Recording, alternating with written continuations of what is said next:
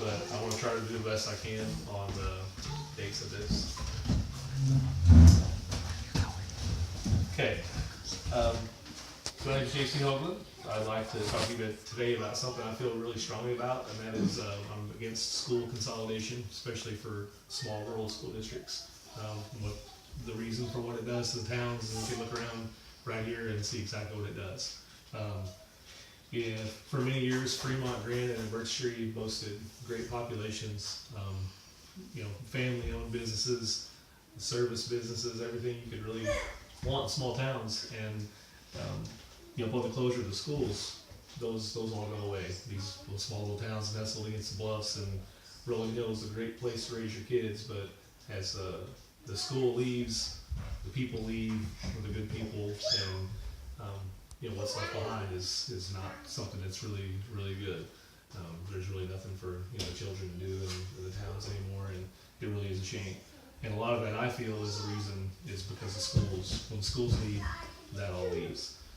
Give a little bit of history of Fremont School. Around 1900, the school was downtown here and a one-room school building, and the district was known as the C5 school district, and it encompassed what was Fremont, Green Mountain, Midco, Pleasant Site, Bristol, Dry Valley. There was several schools in this area, little one-room schools, and it was part of the C5 school district.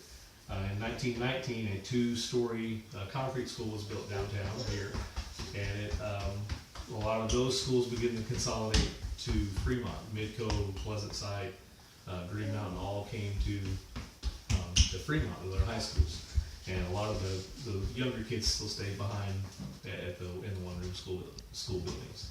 And in 1931, the new school was built across the highway, where the site of where the nursing home is now. The school at that time was consolidated once again. A lot of those school districts completely closed, and everyone went to Fremont. The new high school up at Fremont. It was actually 1 through 12. And a lot of the reason for the boom in Fremont was, as Midco closed down, there still was a good lumber industry, had a railroad running right through the middle of town, a lot of kids, a lot of families, tons of businesses. My own family at one time owned the hotel up there, and from 1908 to 1911, Prescott Hoagland owned the hotel up there where it used to be. And that railroad, the lumber industry was really big, and that kept the town going. And in 1957, after having about 25, 30 years of school, of everyone going here, devastation on May 21st, the tornado hit the school up there.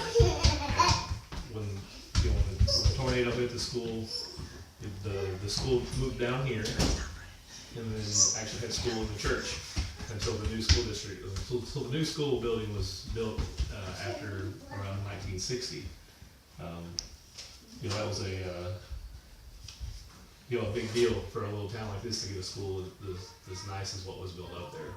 And again, one more consolidation at that time, when the new school being built, all of the high school kids, 9 through 12, went to Van Buren. And Fremont at that time became only a first through 8th grade. So, but then, at that time you had still a roller mill, a restaurant, a hotel, grocery store, general store still here in town. I still had railroad coming through carrying freight, and so still, a really viable economic situation here in town, an incorporated village, a really good town. And in 1971, the middle school, it only became a middle school. One more consolidation. All of the high school kids and elementary kids were all then sent to Van Buren. And there were no more Pleasant Site, no more Midco. None of those school districts existed anymore. The C5 district was no longer, and it was a Van Buren, Fremont, R1.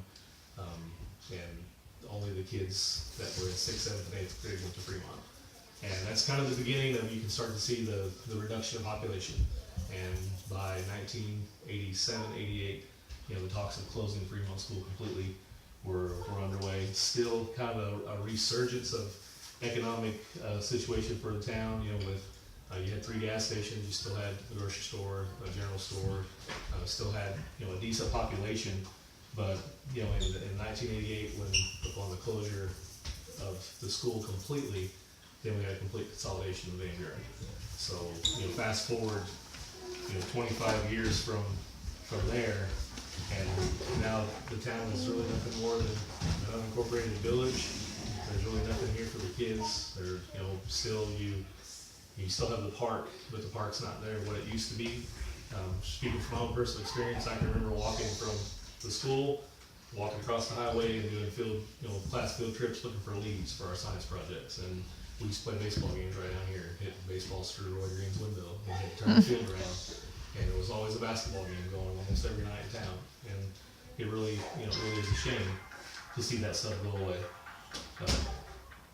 The only viable business left is Gary Norris's trucking and farm business is the only viable business left here, and that really doesn't serve the community as a service or any kind of business like a retail or anything like that. So in closing, I reiterate that I'm very strongly against the consolidation of rural school districts. Thank you. Good.